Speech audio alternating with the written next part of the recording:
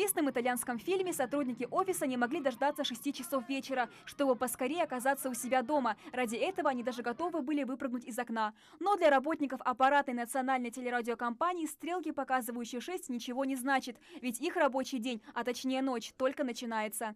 НТРК вещает круглосуточно, чтобы уставшие с работы зрители могли отдохнуть перед экраном телевизора. Поэтому после 6 вечера на ТВ самое горячее время. Готовится к эфиру итоговый выпуск новостей. Корреспонденты собирают сюжеты, редакторы формируют структуру выпуска. Работа кипит и в аппаратной. В сутки на национальном выходит 10 эфиров новостей, поэтому режиссерская группа дежурит в аппаратной с 9 утра до 10 вечера. Режиссер Радмила Хамхоева работает на НТРК со дня открытия. Свою работу любит, несмотря на напряженный график. У нас, наоборот, начинается самый активный такой, считай, рабочий день. Мы готовимся к праймовому выпуску, у нас новости, у нас в ньюсруме вся, задействованы монтажеры, ассистенты, инженеры, режиссеры, телеоператоры, ведущие.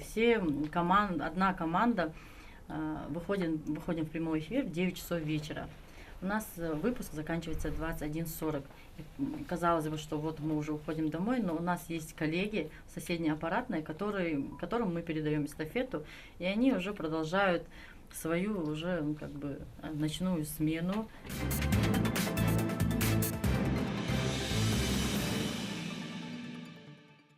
После завершения главного выпуска новостей работа над эфиром продолжается ведущей аппаратной. Здесь контролирует весь эфир НТРК. 5, 4, 3, 2, 1. Все, запускаю.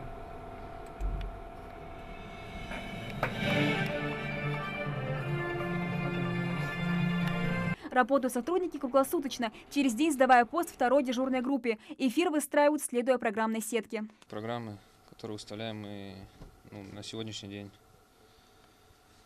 Доходя до последних 9 часов новостей, дальше мы выставляем программу до утра. Не спят и работники отдела информационных технологий. Специалисты дежурят на работе на случай непредвиденного сбоя в программе и отключения сигнала во время эфира. Не спят в это время и работники архива.